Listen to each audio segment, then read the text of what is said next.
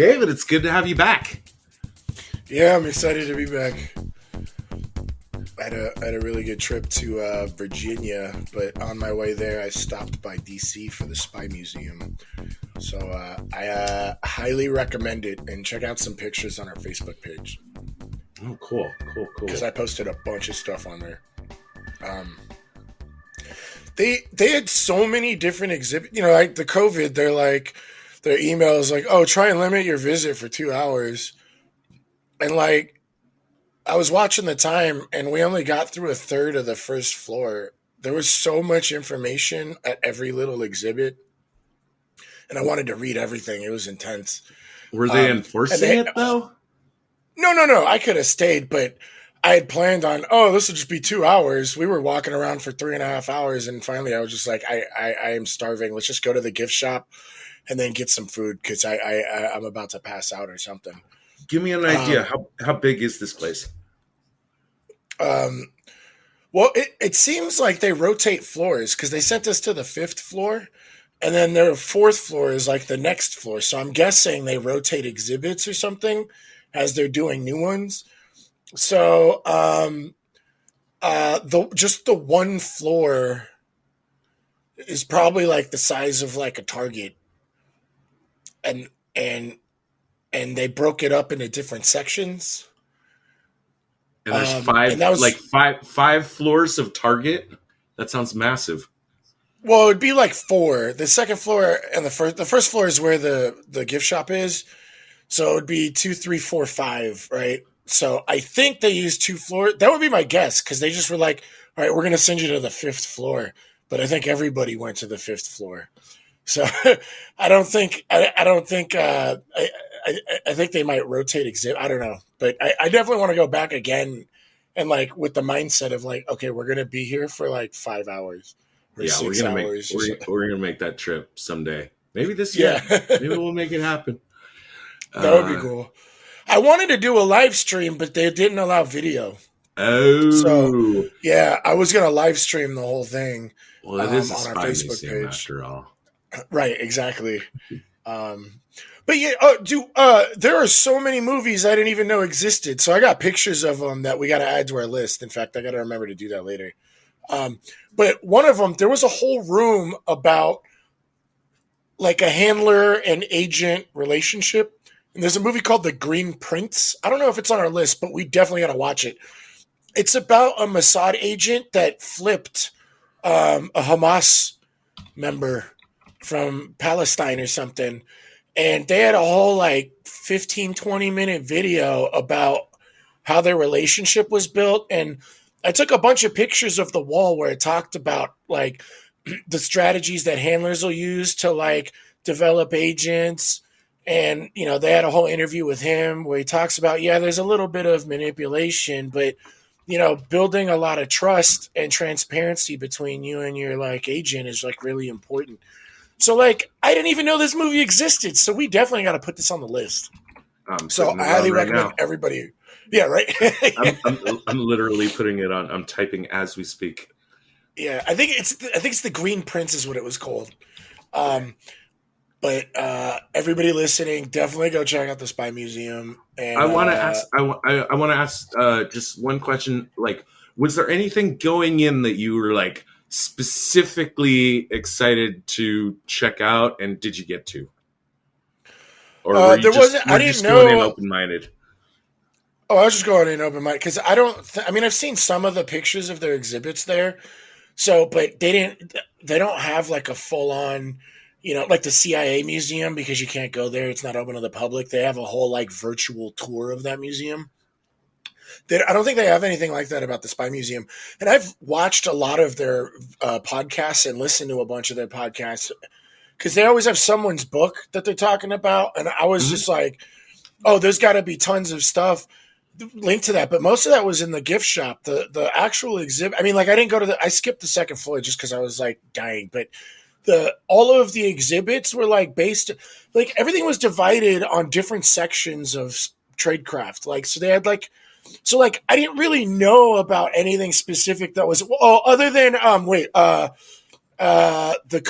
code. What's the Alan Turing machine that he found? crap, I forgot the name of the machine. I'm sure the audience knows but I took a picture of it. They have one of the actual machines they found in the sub that Oh no! Alan. Yeah, so Oh I yeah, got pictures of that. They had a whole exhibit about Alan Turing, but that whole Enigma, area, Enigma. The Enigma machine, they had like 5 or 6 different ones, and they had like one of the original ones that I think that was found on the sub. But that whole area, that was like one exhibit. The whole area was dedicated to code breaking. Then there was like a whole exhibit dedicated to like picking up signals. So like SIGINT. So like spying by using planes, spying by using radio waves, spying by, like there was a whole exhibit dedicated to tech. Then the first exhibit was based on like human intelligence, which was like all agents and stuff. I was telling you earlier tonight, there was that Russian agent. They had a whole little cool little thing on where they had like an actor do a video, and it was like maybe like 12 minutes of the actor talking about that guy's life. And that guy had like 20 to 30 different aliases, and one of them, I think he pretended to be a count and like conned this woman for like 4 or 5 years. Like it was just like ridiculous, this guy's life. And then during Stalin's purge, he dedicated like 20 something years of his life to the Soviet like cause. And then Stalin's whole purge, they threw him in prison. Like it was bullshit, type of thing. But this guy was like a fucking like just prodigy like intelligence agent that like just was like a master of like disguise and like alias, like would just completely become a different person. So I highly recommend going there. It was like every little station had so much shit to read and watch and what's cool is they give you like an undercover identity, and like a bunch of different areas have like these computers where you got to like solve puzzles or like they test you on like different aspects. So it was kind of cool like doing that. So yeah, I highly recommend it. Definitely. Oh, awesome! I love what you just said about the ID cards. I Yeah. just cracked. I mean, you brought me one souvenir, which is a book of intelligence community humor, and Yeah. I've just barely cracked it. But apparently there was like one prank they used to play on all the rookies in the CIA, which was okay. It was something called "Shout Your Badge Number Down the Burn Chute" prank, and apparently that doesn't work anymore. But according to this, and let me see when he wrote this. It doesn't say. Okay, so I don't know if this is old. Oh, 2018. But as of 2018, the latest prank to play on CIA newbies is okay. So you know how the urinals these days they have a sensor that can just tell that you've flushed or that you've Right. peed and you've moved away, and it just automatically flushes. Yeah. Okay, so they they tell the rookies to swipe their badge against that little sensor so that the agency can tell because the agency is conducting drug testing on their urine, and that way they can tell who's That's amazing. Yeah, I brought you that book because I was looking for like just little gifts for a bunch of people to bring back from that oh, museum. dope. Yeah, And no, I I like this saw one so that far. and I was like, Todd would totally love this. And like there's so many like funny stories in it that we could like bring up like every like podcast episode, or like at least once in a while, just be like, oh my God, I found this one from that book. So I thought you would get a kick out of it. Oh shit, I'll make that a feature. Yeah. Right. I'm gonna go see. Like my plan is to go see the 355 tomorrow. Oh, that'll be Um, cool. my expectations are extremely low, even Yes. though, like, I mean, I love the cast and the preview looks awesome, and you know how much I love, badass women kicking Yeah. ass and doing spy stuff. But I mean, think about it. It looks like this movie has been delayed for like at least 2 years, and they're releasing it on or January 7th. That is traditionally a time to dump your trash. So Yeah. I'm hoping to be I'm hoping to have my expectations exceeded. uh, But I'm worried. But I got to Oh, do it. I got to do it. But that's my plan for yeah. tomorrow. Um, well, I thought it was interesting that because the title is obviously for Agent 355 from the Culper Ring, who is believed to have been a woman. And we just did Turn, what was it, a couple months ago, as like our TV show one. And I think it was the main woman was supposed to be Agent 355. And that's confusing to me, and I hope it plays out well Anna because Strong, sorry. the the the the value proposition of the movie based on the trailers that I've seen is that this is a truly international team. So Right. why it's titled after something that's so quintessentially related to the origin of like the pre-dawn of Right. American intelligence. But yeah, hopefully it pays off. No matter what, I'm gonna get my nachos and I'm gonna sit in the theater, and I just love doing that. Hell yeah. You know what else I love? Oh, I love talking about fucking spy shit in entertainment and spy stories with you, Dave. And what are we here to talk about today? Le Bureau. We're Um, back. I think we did. Yeah. So last week we posted up a replay of what was it? Our brush pass. Yeah, Just checking yeah. out the bureau. Yeah, and this is kind of what led in us wanting to do this TV format. So definitely, anybody listening, shoot us some feedback if you don't like the TV format or if you like it. But we wanted to try and do what like an overview of the season. So we only do like 3 podcast episodes per show season, so it doesn't kind of like overstay its welcome. Like we're not just going to do every single episode, but we're watching the season. But What's um, funny here? What's funny here is like that episode was from fucking March of last year. I oh, can't our believe it. brush pass of it. Oh Yeah, wow! that's how long it's been. Wait, And so we're going on 2 years now, huh? oh yeah, we're starting into our third year right about now. This Oh is going to be, I wow! believe. Let's see, I believe our next movie episode, Sicario, we just decided on, is going to be episode 93. So we're getting up on 100 episodes, Oh and wow! I don't think that counts brush passes. Um, but yeah, so it's funny. I listened to that episode again, before I cut it down and reposted it. And Mhm. specifically in that one, we're talking about like, we still really haven't fucking figured out how we should approach television shows. Yeah, Um, but I think I like what we're doing. I like what we're doing here. I like it Um, too. I, I I Yeah. think it works, and unfortunately, for some of those TV shows that we did previously do just a quick brush pass on, we have to go ahead and repost those before we get back into the meat. But we are ready to get into the meat of the bureau right now, right? Absolutely. Okay. You said you wanted to talk about just in general, like how much you like this show at the top. I am full black. And I think we had a fan that told us to check this show out. That's I think how. it was Yeah. Jim, right?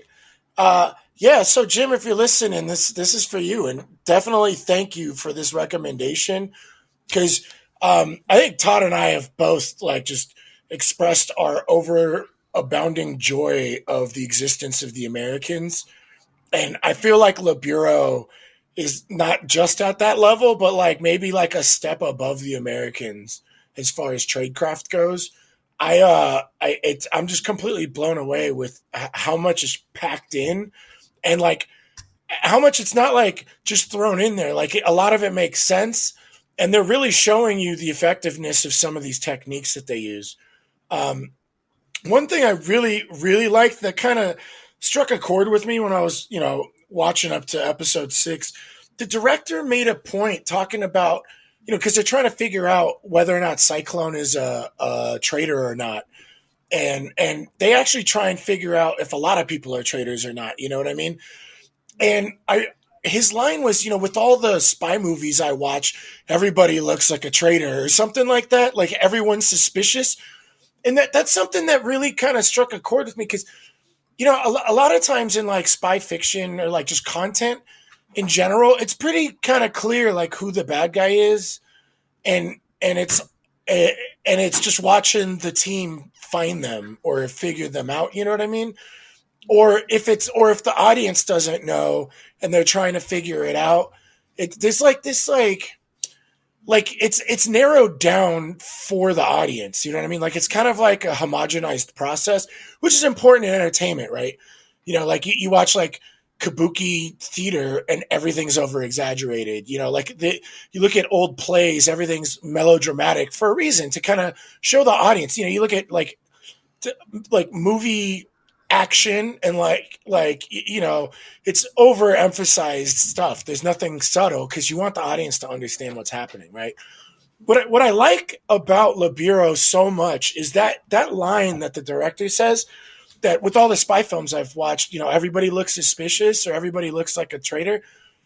Like I was thinking about that, like in like a real type of intelligence agency. Like if you're in charge of like counterintelligence or something, like everybody's going to start looking suspicious, right? Like, you could easily turn into James Angleton where you just go on a witch hunt because like every little thing that people do and say and think, and I liked that the guy that they checked through interrogation to see if Cyclone is possibly like, they used him to see like if he was a traitor, they would know then Cyclone is definitely a traitor.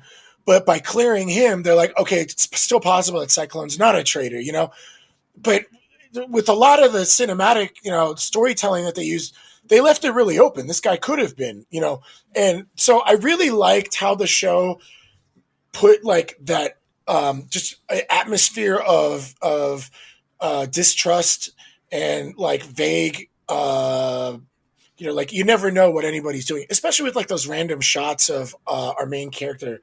What is it, Matthew? Malotro?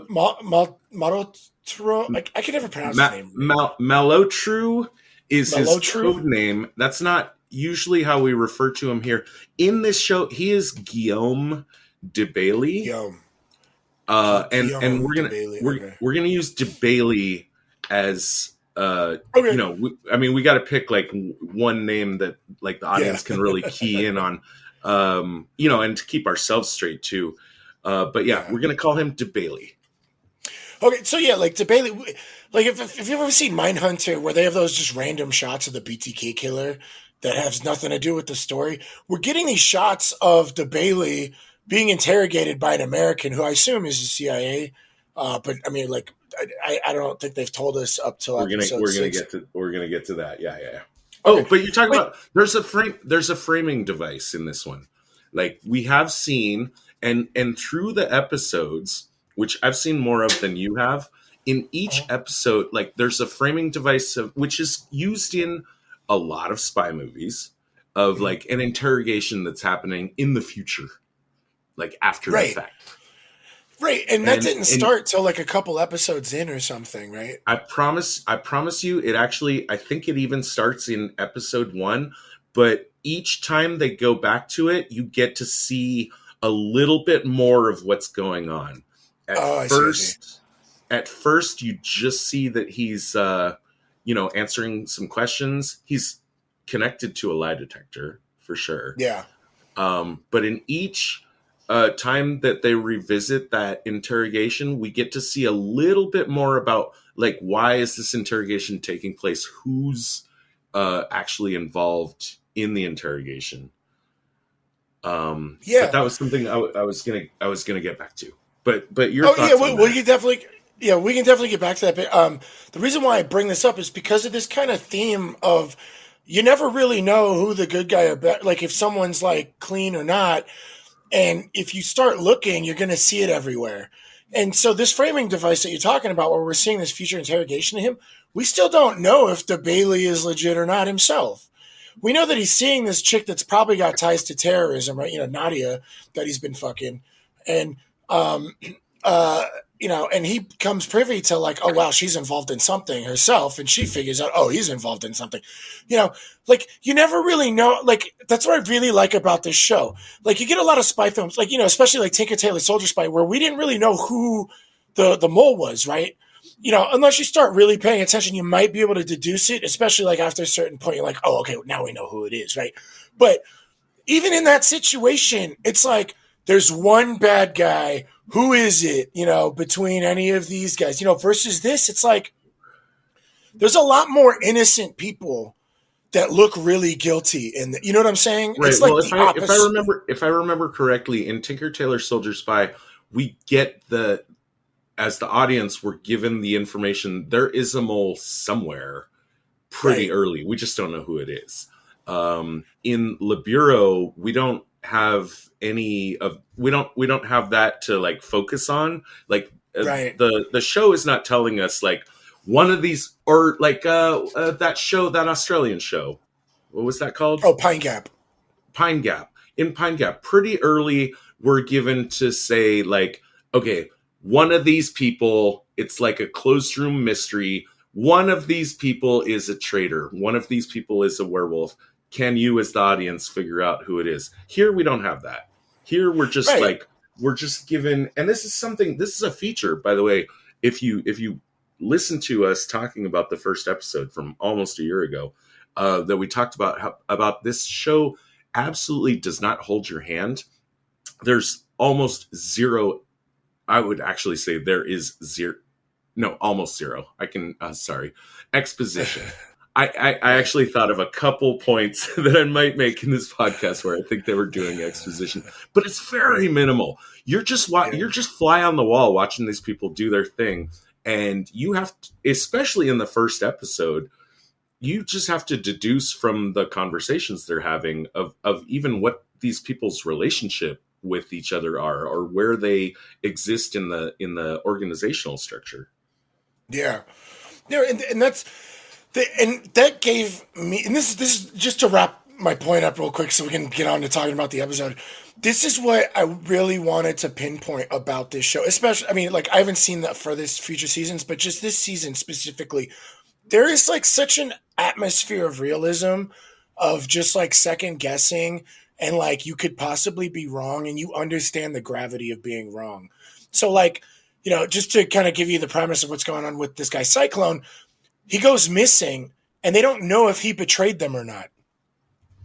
So they have to gauge what is the damage that could be done if he betrayed us. What is the damage if we just assume he betrayed us? And there's like a whole nother operation that completely is like the like coup de grace operation going on right now that's gonna like hurt some real big terrorist plots. If and they have to figure out, right, like as soon as possible, if this guy's a mole or like a traitor or not. But we're not told that he is or he isn't. There's no audience irony or whatever, where we know there's the bad guy and they figure, like we're like along the side of the intelligence agency and we're watching them like do their job every day, and it's always something different, and there's multiple storylines going on that like really kind of paint the picture of the life and the job of an intelligence agent. And like this is just really what I wanted to start talking about before we got into the episode, that there is so much going on that I really enjoyed it. And I'm definitely thankful to Jim for recommending it. Yeah, me too. And it's just a factor of like television overload, so much content. Like I can't believe, like, we were so excited about watching this show back in March. 9 months it took me to finally cycle back around to this shit. Yeah. I mean, there's just not enough time in the day. But yeah, I want to frame this before we get into, and I'm really excited to get into episode 6, but talk about what we're going to do here and how much knowledge each of us has. I have watched the entire season, and I would have watched episode 10, but I wanted to hold back and not know anything that happens in the final episode before we do this one. As soon as we're done recording this one, I'm going to go watch episode 10. and prepare for our final, which will be spoiler full. You know, like at this point, you're in safe hands. We're halfway through the season. We're only going to talk about shit that we've seen up till now. We won't spoil anything in advance, but in the next podcast episode, will be like full blast. You know, all cards on the table. How about you? How much have you watched of this? I've watched up through episode 6. So after this, after we finish recording, I'm gonna go and just knock out the last 4 episodes, so I can be ready for number 10. Okay, dope. This is a French show that was originally obviously released in France 2015. It got picked up by Amazon and put out as The Bureau as opposed to Le Bureau. One interesting thing that I noticed about this, we had talked about and this still might be going on. I haven't entirely caught up, but part of the hype about reading about this show online was that like France was kind of starting to do like some really cool shit on television that was more aimed at an international audience, and this is such a show. In fact, in me, not being an expert on French television, but I'm given to understand Le Bureau is built and produced along the current Hollywood model in a way that is specifically designed to engender that international audience. Like this represents around circa 2015, so like 6 years ago. Who knows if it's still going on, but this kind of quote unquote, I hate to say renaissance, especially when we're talking about French shit, because fucking French word, but they specifically like ran this show. They wanted to do it more in the style of how a show like an HBO show like The Wire is done, with a core showrunner that comes in. And, they're not quite the producer. They're not quite the director, but they're like the core, this great American television show. We have this persona, the showrunner. It's like, this is the person who's the heart of the show. And they like just keep everything tied in together. So that's what we're looking at here. And again, did I say it a second ago? I might have. Like, the show has been compared to The Wire by a lot of critics. Yeah, I've noticed that about a lot of different foreign stuff. I don't know if anybody's watched Gomorrah. It's like this Italian show about like Italian mafia, and it's got that same feel that The Wire has. So yeah, I think the rest of the world is picking up on this like HBO television art form, where it's not just like a soap opera efficient shot type of pump them out every week, but they're actually trying to add some style and like flavor to it. Yeah, the evolution of television over the last 10 years has just been like amazing, and we could do an entire show about that. So yeah, that's this show. Now Le Bureau, okay, now it's also like the extended title is okay, and this is where I stop and say we are going to not only butcher French pronunciation of names, we're going to put them through the fucking wood chipper. A lot of this shit, like I have no Guillaume, I happen to know, but I really don't know if De Bailey is the right pronunciation. So French listeners, you probably already turned us off. If listening to cheeseball Californians butchering your language is something that turns you off, you should probably check out now, because there's going to be more of it. But so it's Le Bureau des Legendes is, because I kind of know Spanish, so that's how I would pronounce it in Spanish. What that means literally, do you know what that means literally, or how would you translate Le Bureau des Legendes into English? Do you know this one? The Legends of the Bureau. Right, but you'd be wrong. What leg what legends means is, or how it translates is aliases. Like, like your cover. Oh wow. So it really like translates to like the office of aliases or the office of secret identities. Oh, that's really cool. And as far as, okay, so my understanding is this is a fictional agency, but it's embedded within the factual DGSE, which is, basically the French, intelligence agency, equivalent to the CIA. Uh-huh.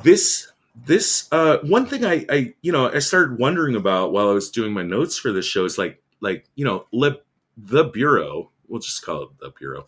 Uh-huh. Like how big is it?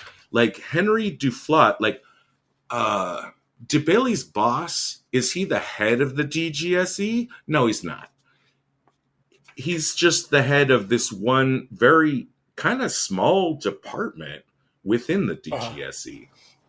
If I'm counting the number of people, of individuals that I think are actually active in this particular office, I can only count like maybe 14 people. And I would guess it's not larger than 30. Mm-hmm. Um, Also, and I didn't get this from the show. I'm just looking at like the cast list from, let's see. I've got a good spot here, I think. Um okay. So Duflo, that's the bald guy with the funny ties. Mm-hmm. You know the guy I'm talking about? The director guy, right? Right. Yeah. He's the head of the bureau, but he has a boss. That boss Uh-huh. is I like to call him MAG, which is Uh-huh. actually MAG, which is like an acronym for a waffle iron. Mm-hmm. That guy, Wiki describes him as the director of intelligence, but he also answers to, I think, a guy named Gang. Oh my god, fuck you, French. Ganquin, who does appear briefly in episode 6. I think you'll see him having lunch with the guy. Uh-huh. And lastly, there's a guy that we haven't seen who doesn't, I think, appear at all in season, or no, we will see him in episode 9, who is described as the director general of the DGSE. Mm-hmm. So basically, like, this bureau is 4 steps below the top of the DGSE in the organizational structure. Got it? Yeah. Okay, cool. So again, like, I'm not sure, like, well, is this the only bureau that handles undercover agents? I mean, I don't think they don't call themselves the Bureau des Legendes. In fact, I don't think in the show we ever find out what the name of their bureau is. Yeah. Because no What one was would really weird say to that me, out loud. what was weird to me, because they're not the GGSE, right? They're Because part of what's it. their name? They're Oh, part of they it. are part of it. Yes, they Because answer. They answer to the DGSE. They're a fictional office within the DGSE. okay, because that one chick that ends up going to Tehran, like she's Lusso Lusso is how Lusso I would Marina pronounce it. Yeah. Marina or whatever. She yeah, she was in the DGSE, and then they recruited her to give her this like false identity to start like trying to like penetrate Iran or something. Um, Yes. so I thought they were a separate organization or something, but No, no, I they're guess not they're. separate. If you follow up the chain, you can see the chain of command ends at the top with the director general of the DGSE. Oh, I see. Okay. But I don't know. Well, I think it was smart I don't know what the thought process was going into building this show, but I think it's smart to have made this like compartmentalized office a fictional one. That way you get to play around with, you can be accurate, but you can also take license. Yeah. You know what I'm saying? And then it Right. also might have been a budgetary concern because, we see like a lot of CIA movies, everything's coming out of Langley and we get into these huge offices where there's like, I mean, what did we figure? Like, there's like 2,000 people that work at the Pentagon or some shit like that, like every day. Right. This Yeah. is not that. This is a fairly small office. It's a piece of the TGSE, not the full thing. Okay. Right. We have a shit ton of other agencies that take part in here. We're going to see some Syrian intelligence, which doesn't get named in the show, and I couldn't find out what the name of Syrian intelligence is these days. But Hmm. that will come in the form of a character called Nadim, Hmm. who we'll talk about later. We're going to see some of the Wait, are they Russian. Syrian intelligence? I thought they were terrorists. Okay, here I'm talking about the guy that starts sweating Nadia about her Yeah. relationship with Paul. Oh, I didn't know they were Syrian intelligence. I thought they were terrorists. No, they're the talks that That Nadia was really is confusing. involved with. Uh huh. Okay, the head guy on the Syrian side, he's a member. Like he's God damn it, Bashir. No, God damn it, who's the guy in? Who's the fucking the asshole in Syria? Nadim. Bashar al-Assad, Oh. Oh yeah, yeah, yeah, yeah. right? The guy we see in the show, I think, is his cousin, and Yeah. so they're Syrian. Hmm. The people they're talking with are the Russians. Okay. So the guy Nadim that's looking out for Syrians' best interests on the intelligence Uh-huh. side, I would just call him Syrian intelligence. Again, I don't know what their agency is called or anything. Right. Right. But also because these talks are very sensitive, the Russians also have some intelligence operatives from the FSB Hmm. involved. And when we say FSB these days, it's basically the KGB. As far as I've heard, like it's not even like they moved their desks around or moved into a new building. They just stopped calling it the KGB and started calling it the FSB.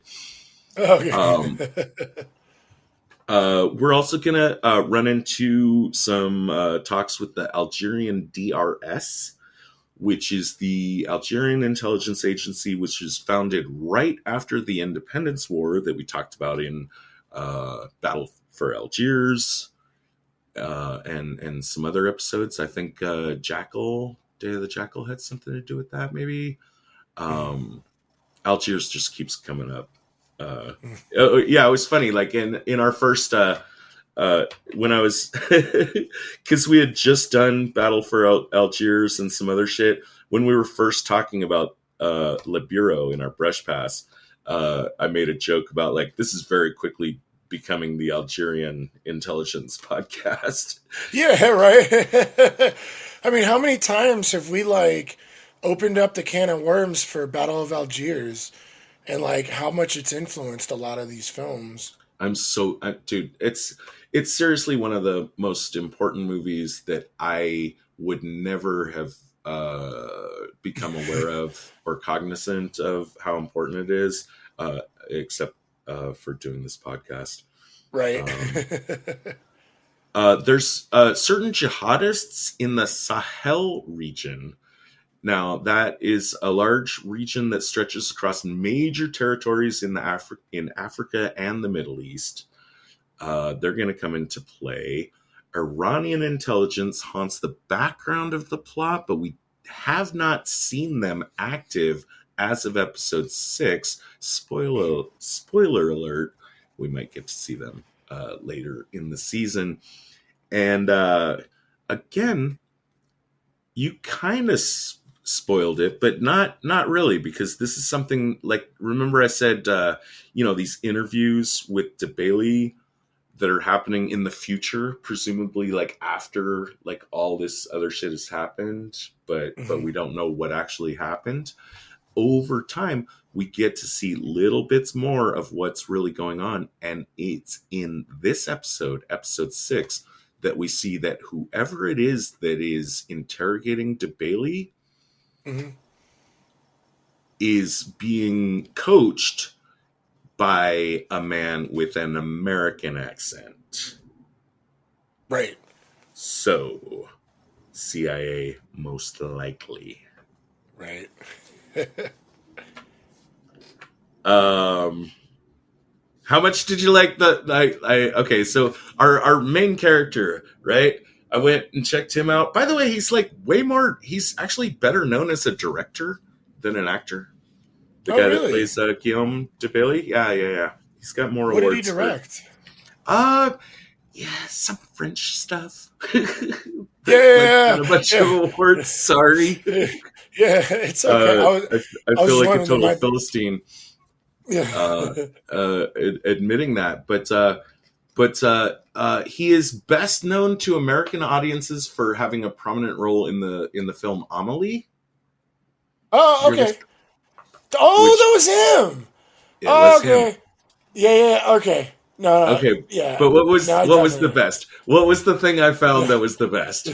The best was you sent me a chat randomly last week, and you're like, David. Oh my God, does this guy look familiar? Dude, he's in The Fifth Element. He was the guy that tried to rob Bruce Willis, and then Bruce Willis just takes his gun away from him. He was like, "Yo, you got the safety on. You gotta like push the button. Yet, no, the one right there. Like he's like coaching him on how to like use the gun that he's got pulled on him. Yeah, that was great. No, it's that a was a great find. it's a super tiny role, but like the guy is selling it. Like he's just fucking crazy. Like he's just whacked out on something. Like, and, Right. like I don't know. The director told him, I guess, like you got to pretend like you're really high on some kind of drug, but it can't be any drug that actually exists today in the modern day. You have to imagine you're whacked out on some drug that exists in the far future. And man, he fucking nails it. completely, completely nails it. Okay, I'm ready to. I'm ready to hit up specifics in episode 6. Let's do it. Okay, so one thing that I don't think you can avoid noticing. Watching this show, there's 3 separate stories going on here that don't interact with one another at all. Well, I mean, certain characters are involved in multiple of the stories, but none of the events in, at least up till now, none of the events in any of the 3 stories influence decisions or reactions made in the other 2. Yeah, Okay. they're pretty much compartmentalized. They are. And I'm going to mention William Gibson real quick here.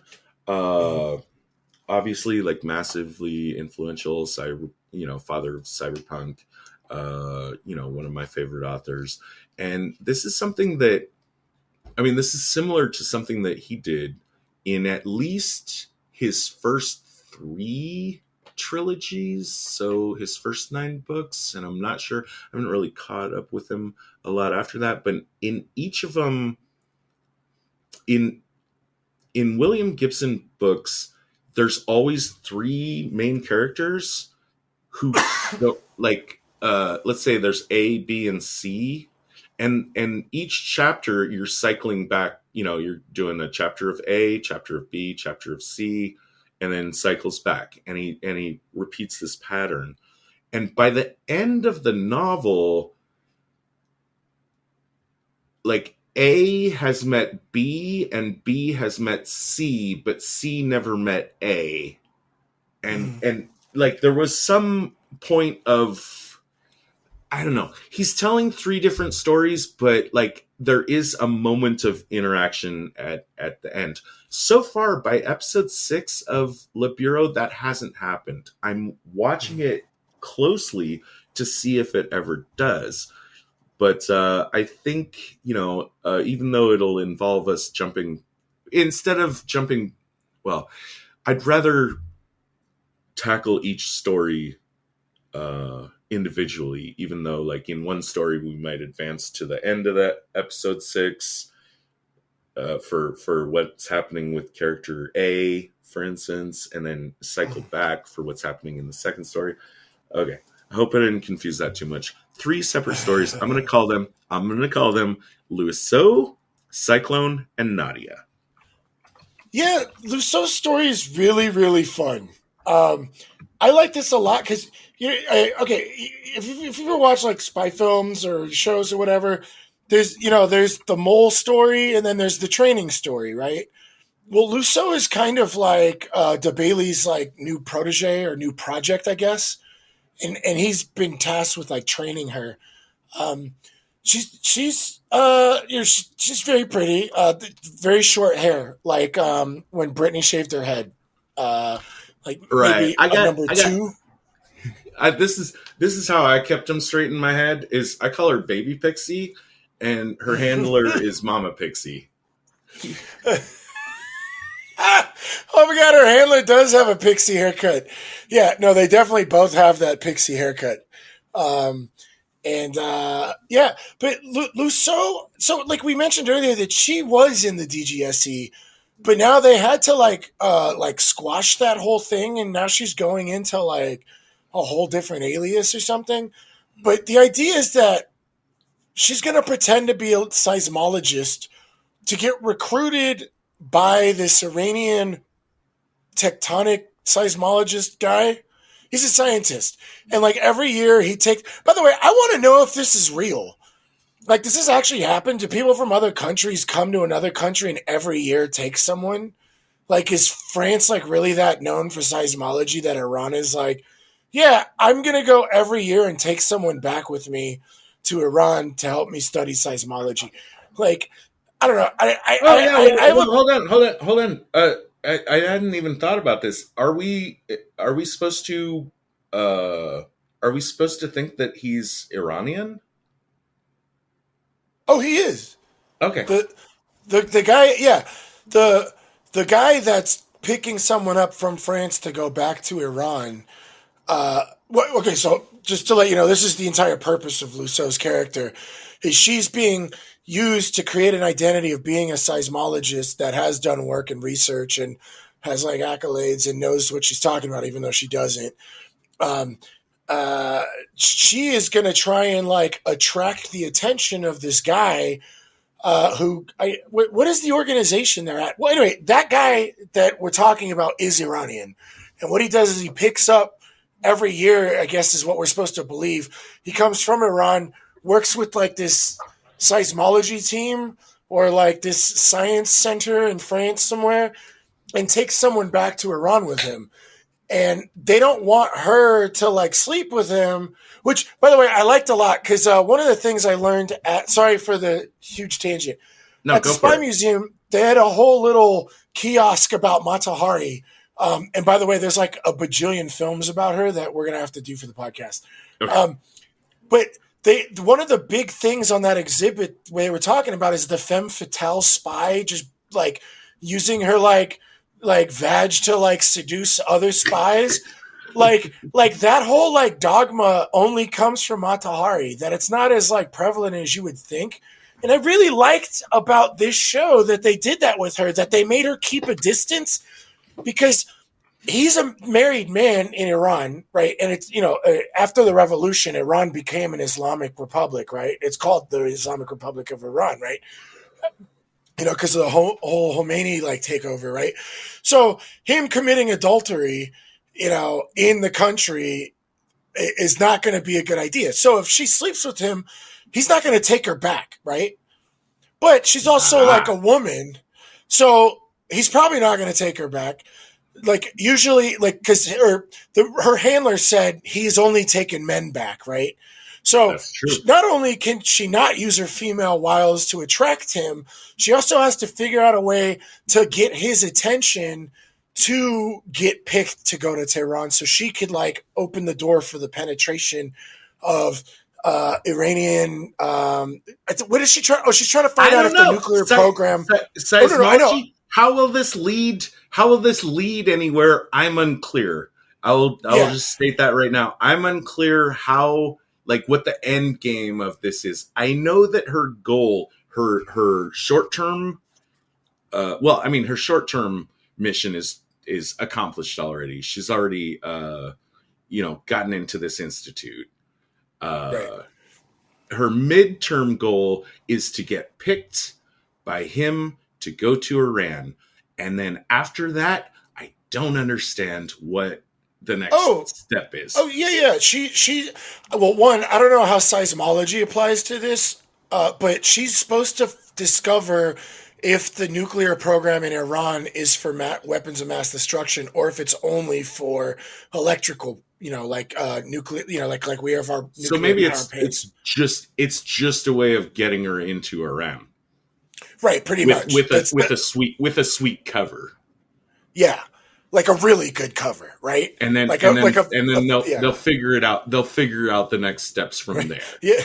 Yeah. Which I which guess. seems to be a lot. This is what I like about the separate stories in Le Bureau. They all seem to be really like extensively describing some major portion of intelligence. Like for her, I think it's her. Because they keep talking about, oh, mommy and daddy aren't going to be there to hold your hand all the way. You got to learn how to work on your own, type of thing. And so she's figuring out each bridge as soon as she gets there. You know what I mean? It's not Hmm. like we have this big plan to like penetrate Iran's nuclear program. No, first we got to get you in this institution. Then you got to get picked to go to Iran. Right. You We know, haven't figured out step 10 of the plan. We've only figured right? out steps 1 through 6. Once we get across the hurdle into 6, we'll figure out what step 7 will be, et cetera, et cetera. Yeah, and so that's like kind of the general pacing and theme of her story. That they're figuring it out as they're checking off the boxes as soon as they get to them. They don't know what's going to happen next, but they have a broad idea of what they want to accomplish. But actually accomplishing it, we actually get to see her and her handler kind of figure it out, which I fucking loved. Right. So Absolutely loved. here's my favorite part of this story. Even though I like this story, I'll admit, on analyzing the show as a whole, I'm actually a little annoyed at the segregation of the 3 stories. I'm looking at this, I'm saying, like, up until episode 6 at least, uh all of this could have been cut out and it wouldn't have affected the other stories at all. I wouldn't be missing any information. But within this story, okay, so she is the new recruit. Okay, and she is, when you say her handler, that's, I want to mention Jean Marie, Mhm. which is what I call Mama Pixie. That's the blonde lady, who is definitely MILF territory in my estimation. And one of my favorite characters in the show. At early on, like, Jean Marie explains that you have 3 types of enemies. Do you remember this part? Oh yeah, Because there's the prey. uh-huh. Uh, there's I forgot the second one, but the third one is the predator, and the predator is the one that is actually actively doing what she's trying to do, and she has to like crush them, but not directly. You know what I mean? Right. And what do you do with Which the prey? I forgot. Damn, I should have taken You, notes on this because this wasn't in episode 6, so I didn't take notes on all of these. actually, I Uh think I think by the end of episode 6, we've seen how she deals with all 3. Her boss is the predator. That's the one she's got to dodge and not raise his suspicions. And mhm. like you said, like, it's really smart of her, like an easy route would have looked like sleeping with him, because that was an option. Yeah. He He's likes the what he one that sees. pulled the. Yeah, he shot the shot on that. He was like, "Hey, let's go fuck." Like and no and she subtlety whatsoever. and she diffused that in a really brilliant way that Yeah. totally put any suspicions he might have to rest. In fact, that's going to become important later. The other one is the Well, wait, prey wait, or wait. the Let's talk. Let's wait. Let's okay talk about okay that because this was brilliant. So when Baby Pixie and Mama Pixie are talking about this, right? uh And Mama Pixie's like, you can't sleep with him. He'll never take you back with him. But you need to still keep his interest, right? right How does she do that, right? Well, Mama Pixie's like, you can't turn him down and embarrass him, right? Because now it's going to be awkward and he's not going to want to talk to you. You still got to keep him close, but not like scare him off. So what does she do? She's like, oh, do you have a boyfriend? Or, am I like not attractive? Or blah, blah, blah. And she was like, no, no, no. You look like my father. And then she talks about this, goes on and like kills like any sexual mood that would ever be possible See, I want to with this jump in really there. I want to depressing jump in there story. because what you said a second ago was you can't embarrass him. What she can't do is embarrass him publicly, but what she does is embarrass him privately in a very uh, calculated way that he ends up like apologizing so deeply to her for crossing the line that like it gives her such a good psychological advantage over him, you know Oh yeah, that yeah, but I think when she was talking about don't embarrass him, like you can't be like, oh, I'm ill, I'm not attracted to you, or something like that. Like, like you're definitely right. Like she basically checkmated him with that, where like he felt guilty. That's what I was looking for. She like basically put him into like a position of guilt or right. something. The other Yeah, the other the other enemy is the prey, and that is yeah. the guy that is looking like he's on the fast track to Oh, taking the place that she wants to go to Iran. okay. And she deals with that. Again, that's something where, she goes to Mama Pixie, Jean Marie, and says, what are we going to do? And that's what, like you were saying, like Jean Marie explains to her, like, hey, at some point you're going to have to figure out how to think on your feet. We'll always be there for you, but we can't do everything for you.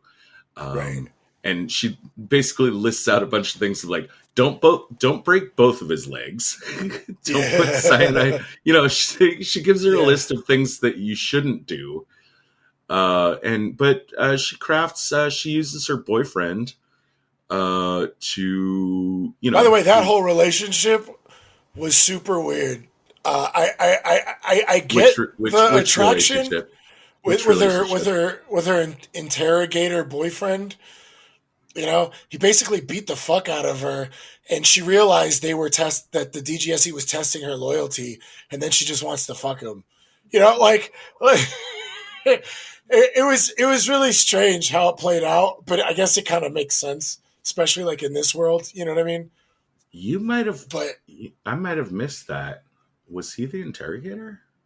yeah, when they arrest her and they start accusing her, oh, you've been going to meet with this, we believe you're working for an Iran, you're a spy for Iran, and blah blah blah blah blah, and they just start grilling her, and the guy that was interrogating her, the one that like fucked her up and like is screaming at her and shit, that's the one, and then he tells her where he runs every day, and she goes to meet him, and then they fuck.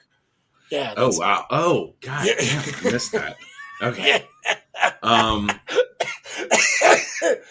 That I gotta real quick because it all happened so fast, and then all of a sudden they're like, "Well, now we're fucking," and I'm like, "Oh, okay, yeah." So I just got a kick out of that, but yeah, yeah, keep going. Well, How I mean, she used her boyfriend. she asks him to do her dirty work for her, and that involves, Oh, flattening his bicycle tire, and the guy, her fuck friend, because clearly it's not a serious relationship. It's all based on sex and mutual, I don't know, uh, I don't know, doing favors, like intimidating the fuck out of some guy.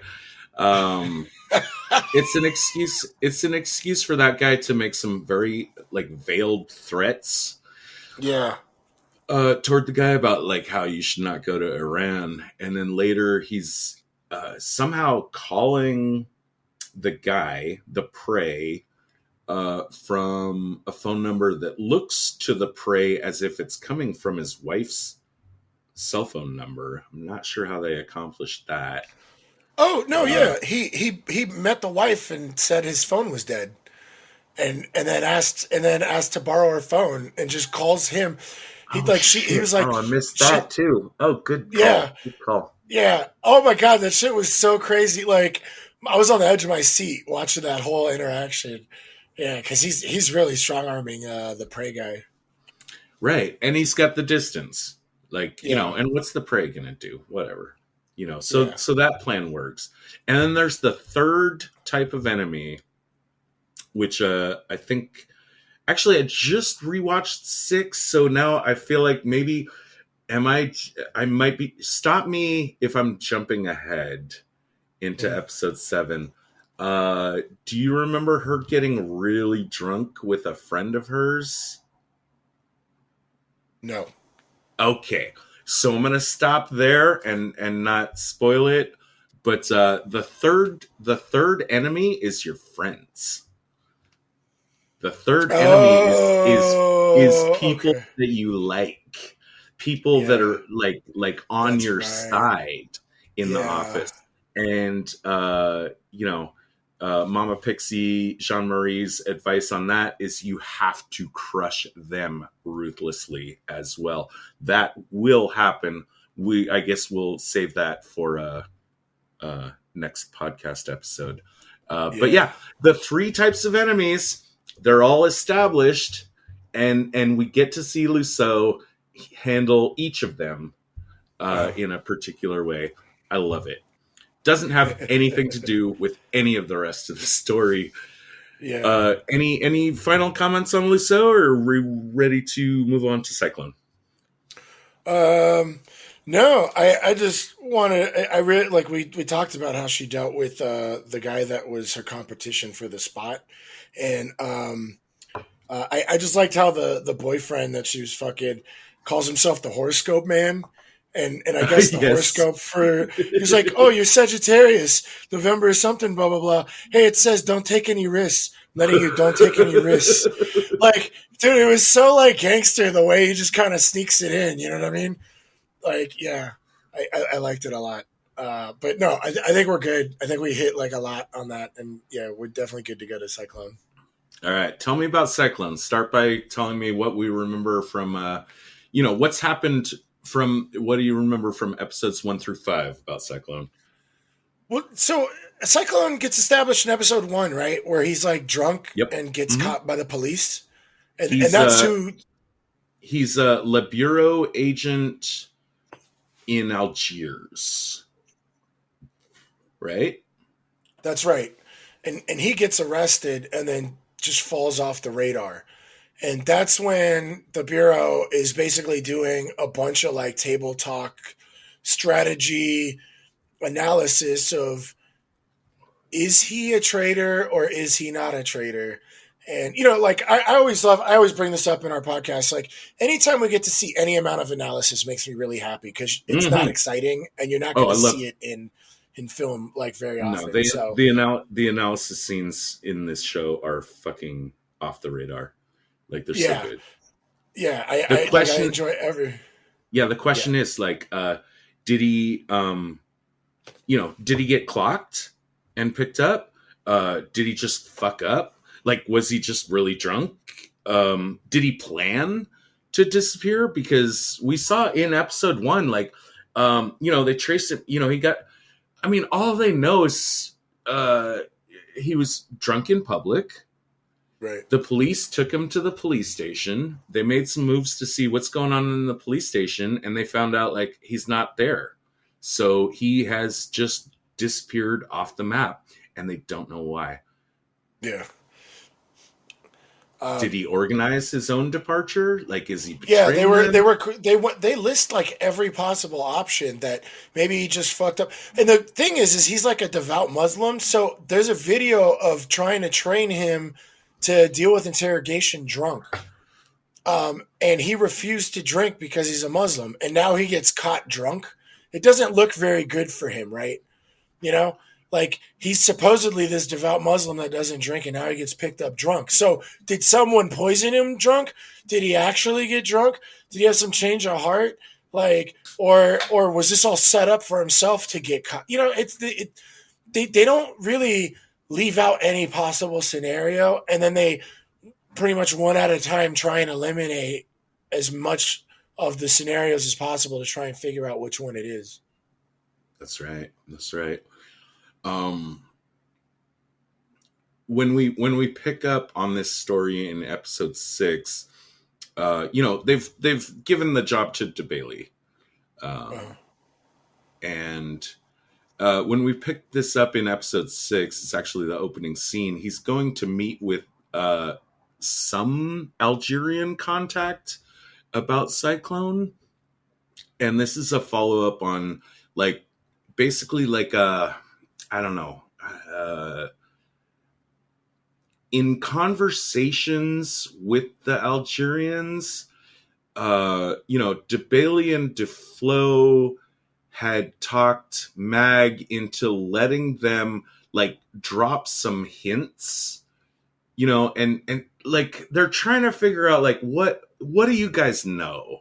And they don't want to just straight out say like, where's our agent? They just yeah. want to say like, hey, do you remember how it feels when something went missing? Hint, hint. Duflo's thing, which Mag does not like, he thinks it's like, way over the top, is like mentioning some like a missing submarine incident from history, but that would be meaningful only to the right people. Like, Right. it's like if the other side doesn't know what you're talking about, they're not gaining any information from what you're saying. But if someone on the other side knows that you are missing something, Mhm. then they'll get the message that Yeah. that we're looking for something that has gone missing, and we think it's possible that people that have lost something, and if someone else found it, maybe we should have a conversation Yeah. Yeah. in general. And Yeah. one guy takes the bait, and DeBailey, that's I forget his name, but DeBailey has takes him out for drinks, and they talk about scooters, and he doubles down on this idea of having lost something.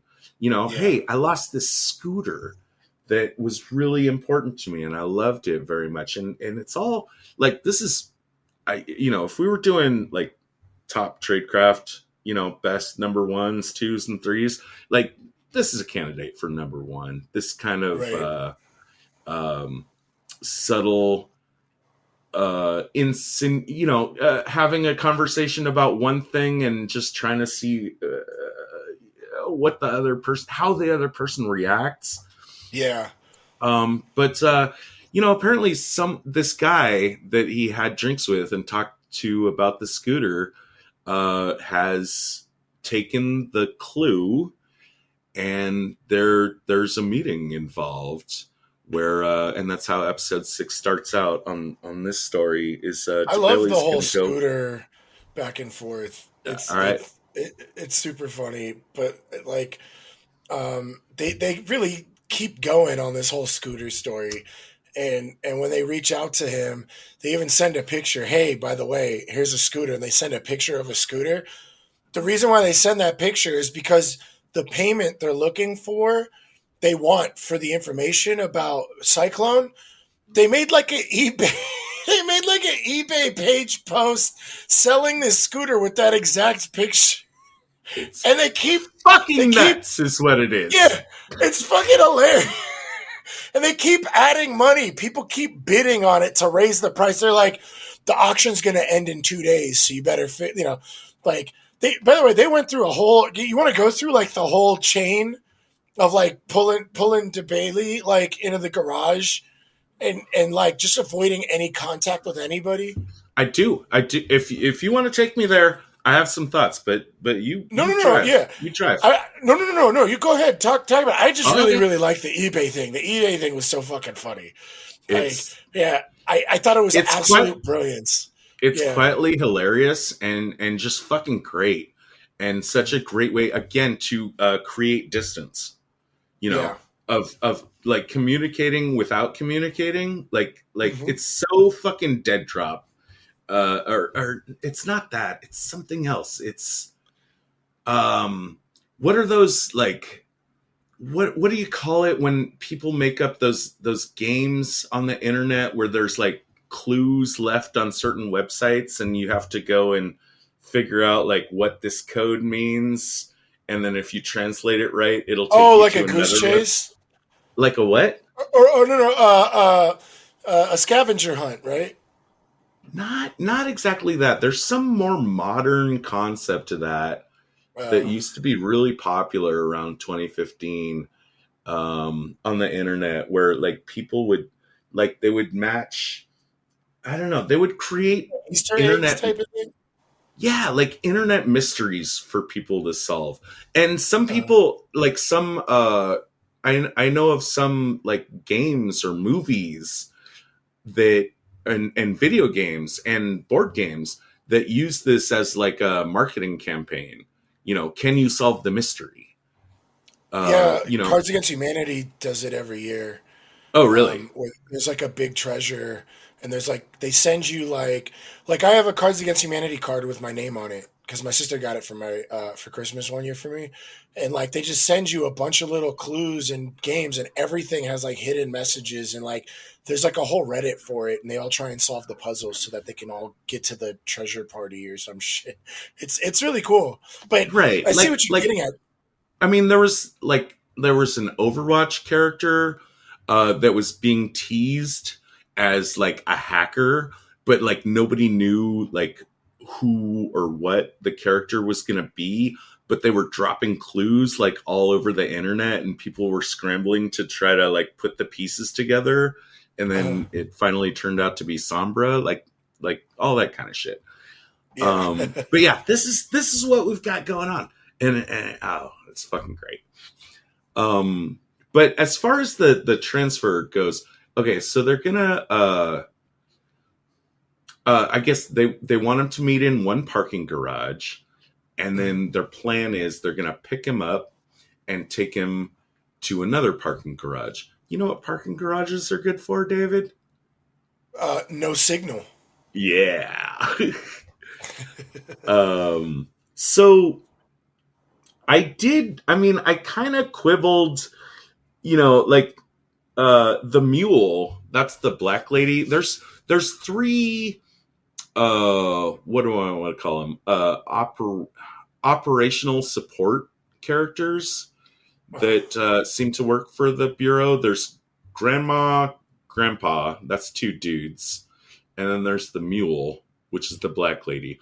I don't understand why grandpa and grandma always work as a team and the mule works alone. Uh, Whatever. But the mule drops DeBailey off. Grandma and grandpa are, tailing and following. Like all through this situation, I really thought like it was kind of, I don't want to say idiotic, but like even I could have told you that those three people were following them. It's like it's like super obvious. right. Um, like and the car she's got, it's got like these gold rims on it that would stand out. It's a little blue car, like it's a very identifiable car. I didn't like that. I think you should do this kind of operation with more of a car that kind of blends in Mhm. and is, just looks like any other car. Uh, but I do like the idea, like when they do the trail, and DeBailey is at the second garage, which is where the Algerians drop him off. And these are guys that just are, using, motorcycle helmets. You can't see who they are. They just drop him off, hand him a phone. So it's Mhm. not his phone, it's a phone that they've given to him. And he's getting his message from his Algerian, his, you know, deep throat. I don't want you to know who I am, but I want to communicate with you. Contact through Bluetooth. That was so brilliant. It was because I can't tell the difference between grandma and grandpa, but one of them figures out like, hey, dude, he's getting text messages. There's no signal down here. It must Yeah. be Bluetooth. That means the person must be close. And like Mhm. watching him go out like with his phone and just try to like, what Pair a new kind of, device. Yeah. and try to triangulate, like, oh, Yeah. it's one of the things that makes this show just kick. Yeah. Um so it doesn't exactly work out. I mean, Paul or DeBailey gets the information about the scooter. They match the picture of the scooter with the eBay stuff, and so that's established. Um, the next thing that I really, really like is where, and maybe it's kind of, I don't know, maybe it's kind of dumb for people like real intelligence people, but everyone at the table really needs to be walked through this, and DeBailey just does it by like asking them questions and like what's going on here, and he just responds by saying how, and then they answer and he says why, and they answer and he says why, and then they answer and he says how, and just by like tightening through the logic, he establishes like whoever it is, like the Algerians, if they had Cyclone at this point, like they would be talking to us. They know we want to talk to them. They know that we want to negotiate. If they have received our secret, I'm doing air quotes, which totally sucks on a podcast, but secret messages with air quotes, whoever this is doesn't want to be found. Why? Because he must be operating alone. There's Right. no there's no other logical explanation. This is a rogue operation. Yeah, the amount of level of secrecy to keep them away from the identity of who's behind this, like, definitely tells them, oh, this is not the Algerian government. This is someone involved in Algerian intelligence or something that Right. has him, or knows who has him, or figured Right. out who has him, and is involved in this, trying to keep it under wraps themselves. Fucking awesome. Yeah, totally brilliant. I every moment of this show is just like absolutely brilliant. um, but we don't get to see the end of the cyclone problem. Not yet. But Not yet. Not they're yet. still But trying to identify who it is. Oh, they figured out who it was. That's right. They called one guy. Yeah, DeBailey called the guy they were suspicious of, and then pretended to be that's his right. doctor. Got on the phone with him. It was like, "Hi, I got your message about the scooter," and then the guy just hangs up. And they're like, "All right, he knows," Right. which I thought was So cool. so they know that they're on the The right right case. track. Yeah. Meanwhile, and we can get off Cyclone after I mention this. Meanwhile, DeFlo has talked to his superior and found out that there's an American operation called Felis. Felis is the medical station operation, Do you remember seeing this so far during the show? Like, there's Yeah, the some doctor. There was a doctor, right, and they had to pull him out because shit was getting dangerous, right? right. And if I remember correctly, though, like they pulled him out, but then they put him back in. They said, "No, it's Yeah, okay for now." yeah, yeah. You're Um, good. but this is all I know about Felis so far. Is that it's an American operation to find a terrorist called Chakal, probably Mhm. probably translates as jackal. Um, two things I know about the Felis operation, which mostly confused me up until now. But two things I do know is that Cyclone helped pick the location for Felis, Mhm. but he doesn't know, like, Cyclone doesn't know what the Felis operation is, but he did pick the location. So there is a threat about the Felis operation, depending on the what is going on with Cyclone, which we don't fucking know. But he might know the location, but he doesn't know the details. So there's Mhm. that. And also, like, the people that are behind Felis think that they can pull off whatever they're going to pull off and capture Chakal in the next 10 days. So as long as the Cyclone loss thing can be, like, as long, he says, like, as long as I don't get any bad news in the next 10 days, we should be fine. Mhm. But the big worry is that we might get some bad news in the next 10 days. The other thing that I know about the Felis operation, which right now I don't know the relevance of, but it is there, is that DeFlo's brother-in-law is in that operation. Like, his brother-in-law is one of the guys at the medical station. And so I get a little confused about, like, why DeFlo can't. And in case we didn't say who Duflo was, oh, no, I know we did. That's the bald guy. It's the head of the bureau. It's the guy with the funny ties. Like, why he can't just, like, contact his brother-in-law to find out what's going on. But apparently, Yeah. for some reason, he can't. That's all I know about Cyclone. And then unless you have more about Cyclone, there's No. another story going on. Yeah. Do you have any more about Cyclone? No, I'm good. I just really liked the eBay thing from episode 6. That I think is my favorite part of the episode. Totally Um, dope. and I and I liked like the whole setup. It was very believable how they'd be able to pull that off. Because the first garage, they just bring motorcycles and then just drive off with him, and then just like they're being tailed, so they get away from the tail. Then like it's the whole switch back and forth and getting him in play just so that they could get the information to him without being discovered. I thought was really cool. All right, cool.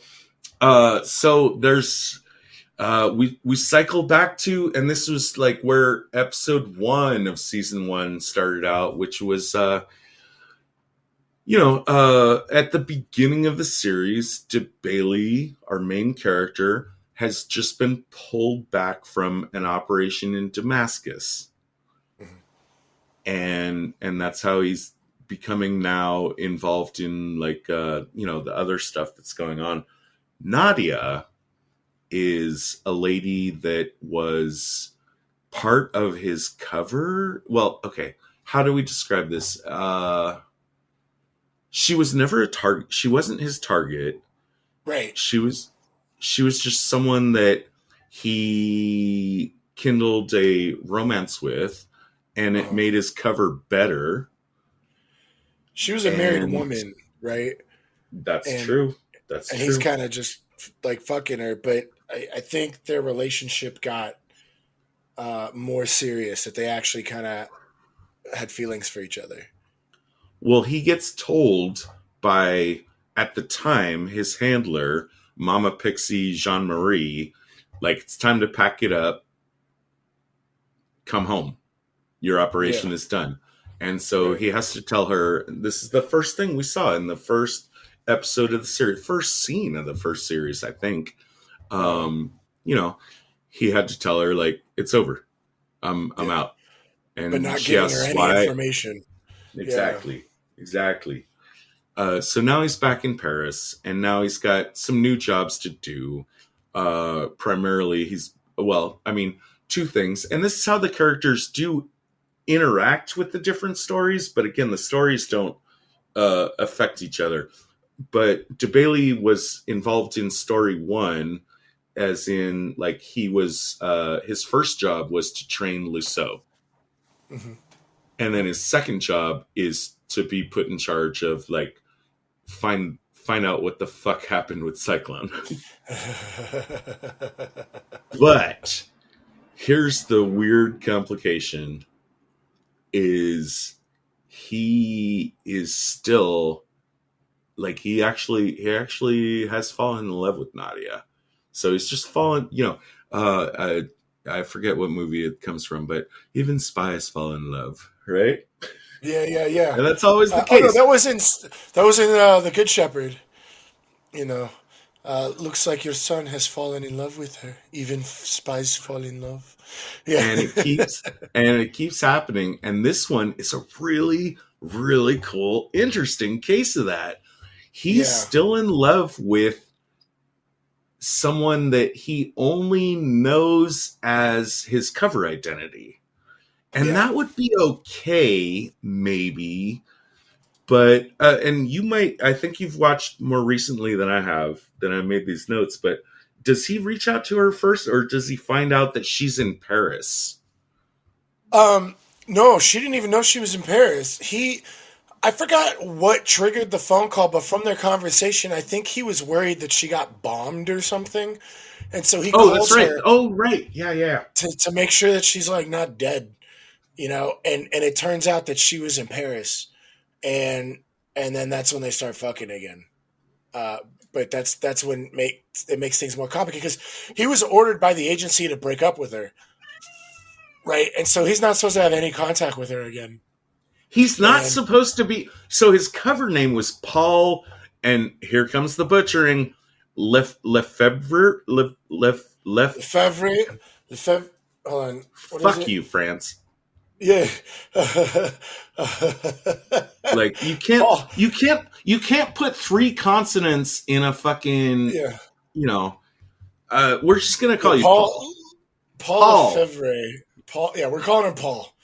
Paul the philosophy professor Yeah. or something. Yeah, So what he's doing is like his cover should have been like retired, I guess. right. But since he still has a relationship with a woman that he has feels for under that Uh-huh. cover, and now that she's in Paris, he's like, hey, I could do this. I could still be with the Right, woman he loves.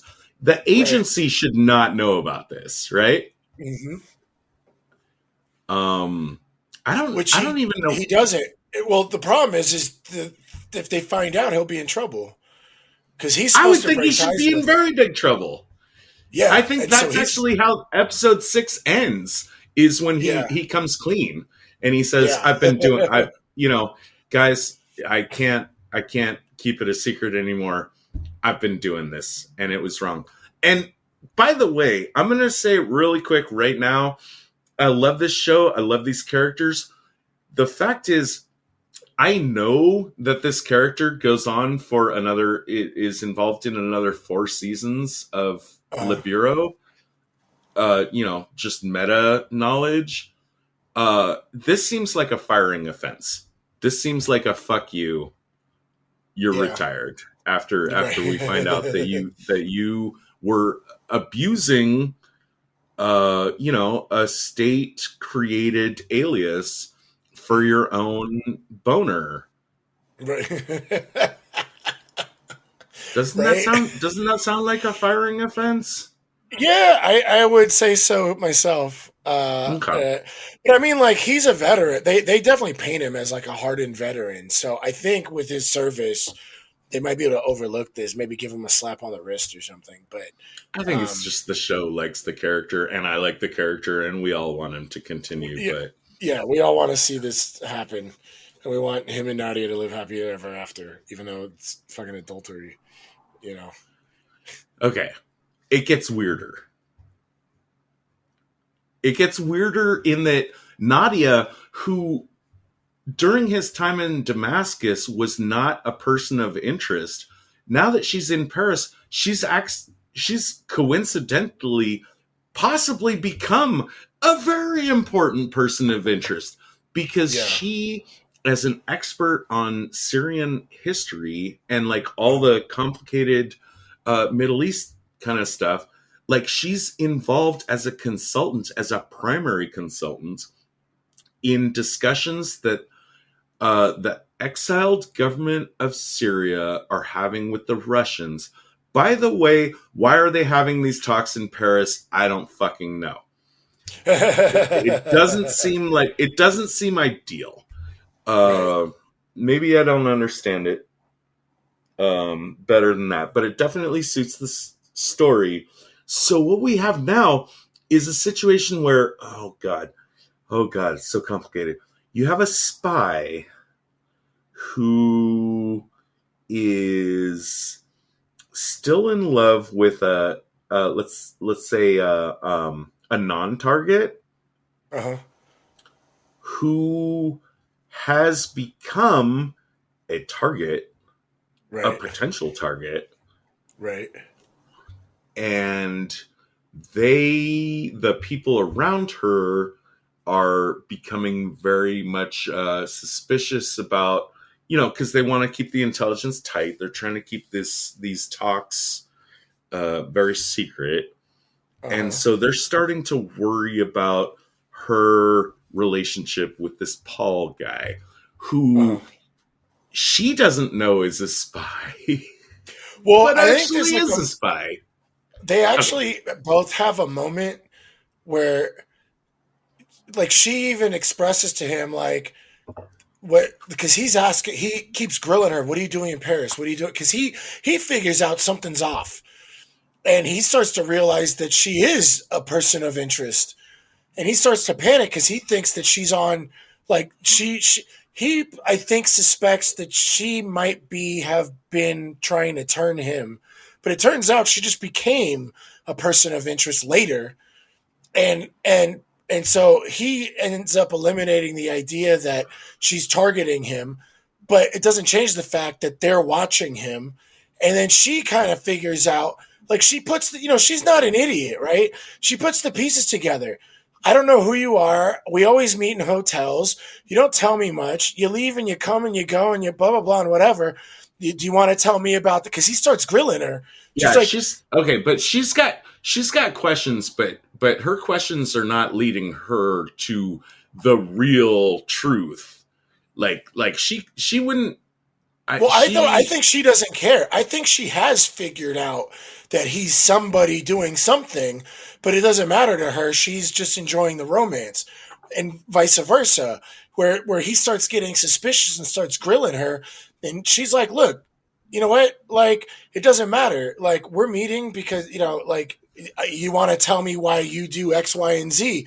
No, you don't want to tell me, but that's just the way it's been, and that's what I'm happy with right now. You know what I mean? Type of thing. Like she's very very privy to something's up. She probably doesn't know that he's like a spy, but he's probably involved in some shit, right? And so they both have to play this game where like he has to pretend, he has to really hold the cover of like the philosophy professor. You know what I mean? And she hmm still has to like hold the cover of her just being like a Syrian historian. With him in order to protect each other. Which I thought was very very brilliant writing. I'm just saying that like her imagination at this point has not elevated itself to the level of my boyfriend might be a spy for the French DSGE. Yeah, Like you're yeah. you're totally right that like there's she's hyper alert that something is going on weird with him, hmm but like in her wildest imagination, she hasn't come to the conclusion that, holy fuck, have I been sleeping with James Bond for the last 4 years? Like, that possibility has not crossed her radar screen Mhm. yet. And it's not too far. Trust me. In episode 7, the very beginning of, like, all cards go on the table, and she'll find out. He'll tell her. It's the very beginning of episode 7, so I'm not worried about spoiling that part. So it's time to mention Nadim, who is, oh well, also it's time, I forget if we talked about it, like, okay, so these are, it's Syrians and Russia are having the talks. Syrians, Bashar al-Assad is in charge in, Syria, and he remains so to this day, right? Mhm. So what seems to be the talks here, though, and I'm not sure how historically accurate this is, and it could be, oh god, what's the word? Something like theoretical, just imagining like what might have been happening in 2015. Is the idea of the talks is that al-Assad is maybe thinking that he might have to leave Syria and Mhm. give up power. But first of all, what's his escape route? Which is always what dictators, are concerned with first. You know, Yeah. protecting their own asses and Yeah. getting out when the getting is good, and salvaging as much of the riches that they've extracted from the countries that they've brutalized, so that they can live comfortably in the fucking Bahamas, or like Nazis in Argentina kind of situation. But also, what seems to be a meaningful, like, what's the power sharing gonna look like? And that's what Nadia's mostly a consultant on. Like how are we gonna divide up Syria if Assad leaves? We are in 2022, so we know that Assad didn't abandon Syria, but I guess in 2015 it looked pretty dicey for him. So that's what Mhm. the talks are. That's what the talks are about. Um, and that's why the Russians are involved, and the Syrians. So Nadir. Oh, I keep calling him Nadir. No, it's Nadim. He's the Mhm. guy that is, uh, I don't know. The I mean, the Russians have their guys there, the Syrians have their guys there, but each side also has some intelligence operatives watching the meetings, making sure everything goes like safety, safety, secret, secret. Mhm. Nadim is that guy on the Syrian side. He doesn't like this Paul guy that Nadia's been talking to. And at this point, he's even gone to the point of having one of his agents kick the shit, like mug DeBailey. This is a piece of tradecraft I really wanted to talk about because they went through a training flashback with the Bailey. The Tell me guy that I about guess, it. Take me there. yeah, the guy that taught DeBailey how to, like, like hand to hand combat fight. He's like, all right, I taught you how to fight. Now I got to teach you how to take a beating. And this is like one of my favorite, like, kind of concepts that we don't get a lot in, like, an action film. Like, you watch an action film or like a sports film, it's like, whoever beats up the guy, type of thing. Like, the Bailey won by getting his ass beat because his objective is to make. He's figured out that he's being tailed by people because of his relationship with Nadia. He's not quite sure what's going on, but he knows that it's because of Nadia, and he has to maintain his identity as Paul Lefavre. Just Paul. That guy, Paul is fine. Paul. Paul. He's he's got to maintain the identity as Paul.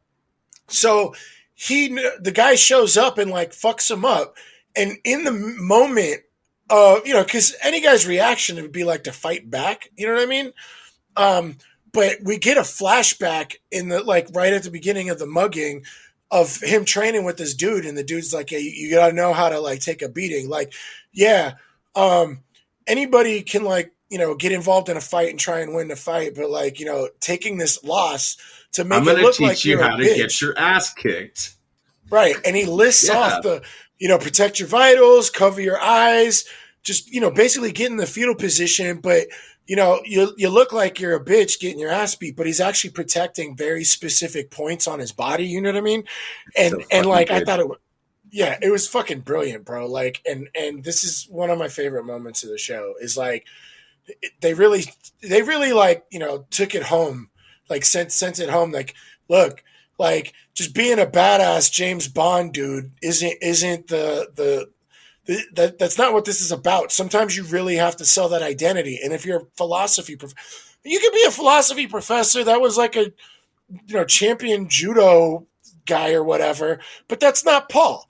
Paul's like your typical like tenured professor that just writes, and he's not a fighter, He's just like a typical academic that's there trying to like keep his tenure and retire on like his nice like tasty salary, type of thing. He's not a fighter. He's a lover. He's just fucking married women and writing books about philosophy and stuff. And he's French, and he just takes the beating. Doesn't fight back. Doesn't do anything. Just takes the beating. Anyway, sorry. I had to really, really highlight this because I fucking loved it. No, I mean, dude, I had that highlighted in my notes as something to talk about. And I'm so happy that you took the reins in your hand. It's fucking great.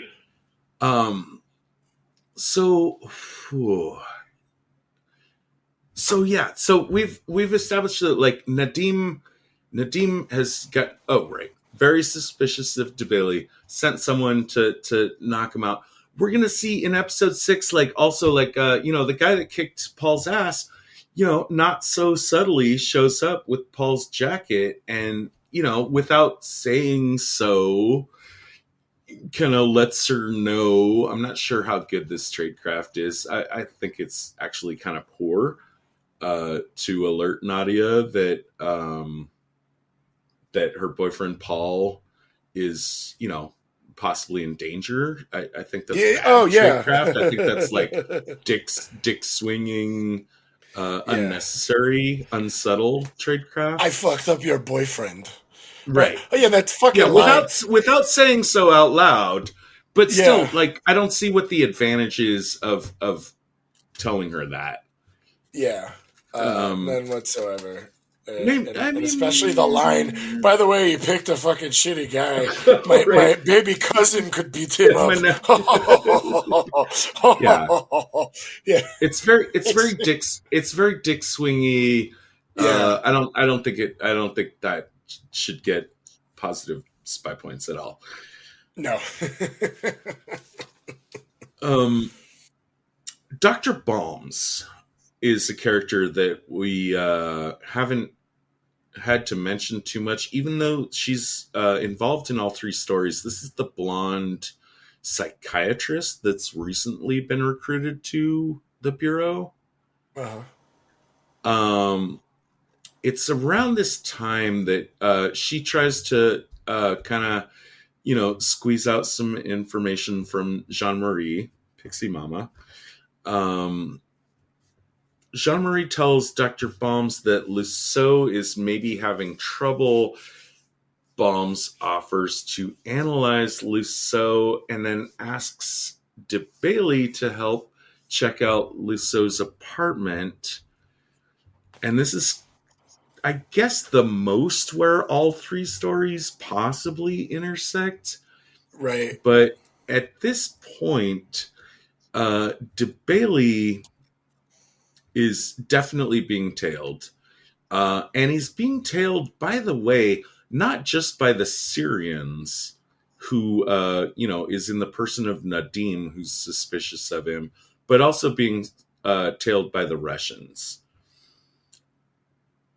When he goes to meet Dr. Balms, um, he's on a, they're gonna meet at a train station, a subway station, and because he's a pro, like he knows that he is or might be being tailed, and Mhm. so like he gets off the train just as it's about to leave. And actually, like, I wanted to note that I'd seen him do that before Mhm. this episode. And when I saw him do it before, it just seemed like a habit, like, why not? Mhm. Even if you don't think you're being tailed, like just throw off any potential tails. Mhm. Um, so that was cool. Um, he's okay. So he's getting tailed by a Russian guy, and he does a spy check, which is an interesting one, which we haven't seen before. We have talked about spy. I guess we call it spy checking, but I guess a better term would be tail checking. Like a classic one is like, uh, I'm in the mall. I'm looking. I'm gonna try out this pair of sunglasses, and then you look in the mirror, right? Yeah. You know what I'm talking Yeah. about? Yeah. Okay. Well, this particular tail check that he does is when you round a corner of a shop that has windows on both corners, Mhm. you could stop and look through the shop to see if someone is looking at you. Mhm. Did you notice this one? Yeah. Okay, Um, cool. yeah, I love little tidbits like this where like they're trying to clock someone watching them, Hmm. and like you're right. It's always the sunglasses hut type of thing. Let me look That's in the the mirror while classic. I'm looking at That's the this. classic one, Yeah, right? yeah, where you always see that one. Right, but this like corner through the windows of the store is one I actually don't think we've talked about before. The quibble I have about this one is I mean, it works, but also like his tail should know better, in my Mhm. opinion. Like Yeah. this is minus 5 points for the tail. Like if you're good at tailing someone, you should know, like, first of all, don't follow your subject into Sunglass Hut. Mhm. Right? Number one. But also Yeah. another one is like, watch out for these store corners where someone could turn around a corner and just check you through these windows. And the fact that like the guy like sees DeBailey see him, and that they still like later they're still like, I don't know, is this guy a spy or not? Like they should Yeah. know. Like, I also, okay, I got more. He's gonna find out, or DeBailey's gonna deduce that his hotel card, his okay, so we don't have keys for hotels anymore. We have uh what, mag strip cards, right? Yeah, yeah, the key card. Yeah, yeah, yeah. Right. Um, he gets the notion that they might be tailing him by that mag Uh-huh. stripe. Do you think that works? I actually had that in my notes. I wanted to know about this too. He calls, hey, can a key card be tracked on GPS? And the guy was like, of course. They can even do blah blah blah blah blah. I'm uh I'm a little unsure. However, after seeing that spy documentary on Netflix that the International Spy Museum put out, um, with that gift that those Russian girls gave the president, that the bug sweepers couldn't pick up on, that they actually just sent signals to those so that they could hear what was going on. Um, and after reading Snowden's book and his talk about the type of tech that exists, I am not going to doubt that it's possible. I just am not sure how that would even work. Um, So I don't know, and so if anybody can give us anything on that, please do, because I'm not gonna be in disbelief about it. It just seems a little far fetched. But considering some of the other things I've heard that are like, what, I guess it's possible. Yeah, I'll say it sounds like bullshit to me. With also two more notes. If it is plausible, I don't think he. I think if it is possible, I think DeBailey should already know about it. And then secondly, oh wait, actually, I guess I have three notes. DeBailey should have already known about it, so it's just exposition, having him like call and ask, like, is this possible? Uh, Second is if they were, they show that they were tailing him through this technology. So why did you have the guy on foot? Like oh yeah, you just follow him around. Like, yeah. fuck it. And Yeah. then my third note was like, I guess though, like some of this is like why it seems to me around 2015, it feels right to me. 2016 is when they started giving us these chip cards instead of Oh, with the we used to RFID. just swipe, but now we have the little golden computer chip or something. Hmm. Yeah, doesn't that seem about right? Yeah, that's about right. Yeah. So like, mag strips definitely very hackable. I don't think you can hack them. I think that's some. What was that? What was that movie with Gene Hackman and? The conversation. No, not that one. Enemy of the Uh, state. yeah, that seems like some enemy of the state bullshit to Yeah, me. That you yeah. could like GPS a mag stripe Yeah, of a yeah, hotel card. yeah. I Right. don't buy it. I don't buy it. Yeah. Um, so okay, so this was supposed to be a meeting of DeBailey with Dr. Bombs to check out check out Lissot's apartment, but now DeBailey is like freaked out about the fact he's being tailed, so he like takes her on a weird chase, and then like Dr. Bombs goes to behind his back to DeFlo and gives him a very very bleak psychiatric estimation about what she thinks might be going on with DeBailey. Hmm. Like, I was pretty surprised by this. She's talking about like delusion. He might be delusional. He might be suicidal. This weirds me out. Like, this weirds me out about Dr. Bombs, Hmm. about like what kind of games she might be playing.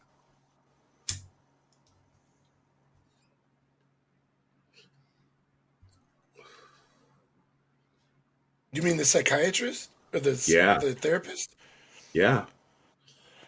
I Oh, I mean, don't. I don't know. I see her as kind of like an innocent bystander that's starting to pick up on shit, but I don't think she's really on anything. I just You, kind of thought it was weird, like how bleak again. Just like her, like she's going to DeBailey's boss, DeFlo, and saying like, you really really might need to worry about this guy. He seems hyper paranoid, uh, and could be like self-destructive and suicidal. It seemed like completely over the top to me, mhm. based on what she had observed. Even though I admit that what she observed was not what she expected. She expected to just meet DeBailey and go and check out Lissot's apartment and get Yeah, his yeah. notes on Lissot. But since he's, suddenly saying like, no, we got to go left. We got to go right. Hey, but she doesn't know what's going on. No one knows. Yeah, Like, he's doing an operation that she doesn't know that he's doing an operation. His operation is yeah, private, this protection of Nadia kind of thing. And so I guess it makes sense. yeah. Last to me, we gotta nail in on what Nadim does with DeBailey's daughter, Prune. Uh, Okay. I think there's some confusion here and might have been suffering from some bad editing. I did some redditing. I'll try to explain. But do you remember like Nadim approaches DeBailey's daughter, Prune, yeah, he in the found coffee her shop? student ID in the jacket that they stole after mugging him, which I felt was a little much. I felt that was a little contrived for the show. Like, You're not alone. You're not alone. Talk me I through don't it. think, I don't think the Bailey would have made that mistake. I don't think he'd There, be walking around with her ID unless he was you're not planning on planting it. But I don't see any benefit to that if he's trying to protect her from the spy world. you're not alone, dude. There's people on Reddit that have raised that exact same concern. Exactly. Yeah, So, I don't buy it, but it's I guess a nice way for them to like put his daughter in danger, which is for some nice I guess thriller moments, you know. it's very Hollywood. Yeah, it's yeah, I'll say yeah, that. yeah. So advance a little bit into the future when they have the conversation with DeBailey and his daughter and his ex-wife and her new husband. If you Mhm. watch that conversation carefully, you can clearly see that in those scenes, Nadim had returned her student ID card to her. But that didn't actually happen in the scene with Nadim and Prune. I think there was some like reshoots and some re-editing here. Well, no, what happens is she goes to the cafe and they have it Uh-huh. there at the cafe, and Wait, wait, and wait. the Oh, the fix it for me. barista Fix it for me. the barista gives it to her or something. But I think you might be right about the editing being off because I think the barista gives it to her. Someone turned in your ID, and then he just shows up like a cartoon villain, like twisting his mustache, like creeping her out. You know what I mean? Uh-huh. And Intentional. so Intentional. Like intentionally, he's yeah, yeah, yeah. he's He's intentionally creeping on her. mhm. But it was like, why give it to the barista to give to her when he could just give it to her himself? Hey, I found your ID. And then creeped on her. Why did they need to be at the cafe? That's something that That helps me a lot. I did not catch that she was at the cafe to retrieve the student ID card. So that mostly well, I don't fixes know it that for she me. went there to get it. I think that she was there to get it. And maybe he was waiting there to scope her out. Sure. I don't know. I don't know. A lot of it's weird. Right. But I did like that they went after her. You know, let's just like ignore the fact that they just happened to get this ID for whatever reason. But it's you know, and it's still a little off. But I think she just happens to go to the cafe. But his whole like creeping on her like was like I I think was a great move because it puts pressure on Paul, I right? have I have questions though. Okay, Okay. Nadim does not know that DeBailey is DeBailey. right. Nadim suspects that Paul is something more than he appears, Hmm. but he doesn't know the name DeBailey.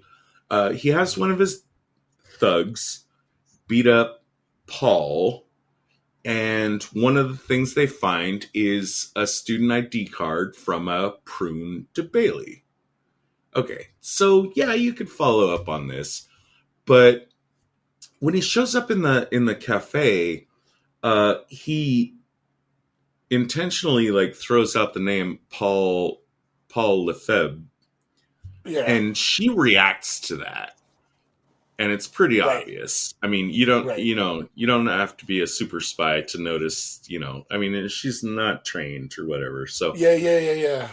um, one question I have here is why does DeBailey's daughter know the name of his? Why does she know the name Paul Lefebvre? I don't think they addressed that, but later in the scene with the mom, um, they said you told us never to mention that name in public to anybody. So I mean, if I had to do some mental guessing, I would guess that maybe the wife or the daughter discovered that name somewhere in the house, and then he was like, "Don't ever tell anybody this." But the show never tells us how she knows the name Okay, Paul Lefevre.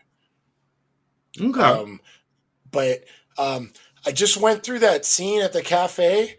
She goes to the cafe and is told and tells the barista, "Hey, I gather my ID card was turned in." And the guy says, "Yeah, no, not many people turn stuff in."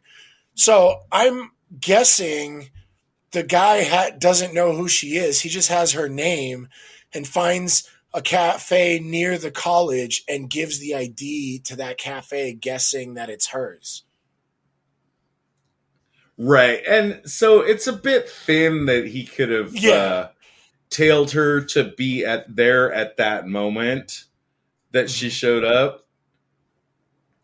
Or he could have been casing the place, but how he knew Uh, she goes to that cafe, I don't, yeah, I unless know, she, but it's, how much time are you gonna like on that thin of a thread? Like you just turned in a student ID, and then like how much time are you gonna watch that cafe waiting for that person to show up? oh, well, I mean, if you're putting surveillance on, that's 24/7. Yeah, It's it's just, you just have expensive to decide. shit. It's very expensive to run surveillance, so you better Mm-hmm. decide this is a high profile target. I don't Right. know if they're gonna spend that much time. Like you're right. This like Syrian guy is really got a hard on for Paul. You know what I mean? And I think you're on the right track this is a little bit more Hollywood that this I guy think would it's be a little sticking. iffy. That's all I'm gonna say. I'm not saying Yeah, I don't like it. I'm just saying it's a yeah, little iffy. yeah. No, I completely agree with you. A lot of it kind of bugs me, but I guess it's for some good, thriller moments. It Uh, works. you I know. mean, it works. It works for me. Here's my other thought. Like maybe okay, a good idea might have been to look up Prune DeBailey in the phone book or something on the internet. Find out her dad is DeBailey would have been fucked. He would have been clocked right Oh, there. yeah. Oh, well, Like he yeah. would have With been his real over. name. Well, I hope he's not staying at a place with his real name. Yeah, but he exists somewhere. Like Oh, DeBailey oh, I doesn't see. not exist. So Right, that's his real. if Yeah. you have a line in on Prune DeBailey, I think the next move is find out who her family members are. Like right now, it might seem a little like I'm going to put myself in the persona of Nadim for a Uh, moment, right? right. All right. There's this guy Paul. I'm suspicious of him. Uh, I find out he's carrying a student ID of a girl in his pocket uh, named DeBailey. uh. Why is that? Yeah. What's my next move? What am I thinking then? I'm thinking I'm thinking I want to find out everything about the DeBailey family. Right. Who is this chick? Why? I mean, could be I a dead mean, one of end, my but a first good thoughts might have been detective like would have checked in on maybe it. it's a professor like fucking one of his students kind of situations. Oh, and then he could put that on Nadia and let her know. By the way, he's fucking his student, so you're not the Yeah. only one. You know. You're right. But yeah, if I follow that whole down though, like I don't know. I think just once he has the name DeBailey, like he should have followed up on the name DeBailey Yeah. because that would have led him immediately to Guillaume, and it would have been case closed. Yeah. And again, that circles back to why both of us agree DeBailey's mistake of ever carrying his daughter's ID card in his pocket at any time is bad. Yeah. At But any time at all. I don't know. There was he was even hiding it. There was a pretty rigorous Reddit discussion about this particular thing. Yeah. Yeah, I was surprised. There's people out there that care as much about these details as we do. Yeah, absolutely. That's the first thing I was wondering is why he has her card in his pocket, period. I saw him hiding it. He was even hiding it behind the fire alarm. Yeah, it was something like he needed it to help her, like she needed, it was a momentary parent decision. Like she needed help with figuring out her student loan or her college application or something, and he was he needed it for a minute, et cetera, et cetera. But but yeah, that's how Nadim has gotten close enough, not quite there yet, to DeBailey that DeBailey is now gonna make his final decision, which closes out episode 6. What's he gonna do? Take us home. Well, that's when he starts letting the Bureau know about his relationship with Nadia. Yeah, he's putting all his chips on the table. He can't do it alone. Right. And so he's gonna need he's gonna need to come clean, and in order to protect the people he loves, he's gonna have to have access to the Bureau's resources. It's a pretty good cliffhanger. I think I am still on track on saying that it's the episode right after the middle of any given TV season series. That's the one that sets us up. Right. And let's bring it home and I don't know, tell the audience what to expect next week. Well, next week we're going to do episode 10 of season 1 of the Bureau. And then after that, like you said, we're doing Sicario. Yes! Yeah, and if you haven't already, follow us on your favorite podcast app. Just search Spies Like Us podcast, and we should come up right up. You can come to our website, spieslikeus.net, shoot us an email, complain about us, tell us you love us, whatever. Just give us some feedback. We love hearing it. And then you can follow us on Twitter, spies_like_us, or facebook.com/spieslikeUspodcast. So if you didn't hear our first episode about Le Bureau, definitely go check that out, and join us next week for episode 10 of season 1 of Le Bureau. All right. And I'm just going to say this episode went very long, and I do not apologize whatsoever. This was a banger. This is a good one. Hell yeah. All I right. think it was. Yeah, I'm we're out. happy about it. All right, we're out. The preceding transmission sampled the song Enter the Party by Kevin MacLeod, and sound effects from freesound.org. Attributions and links are found at spieslikeus.net.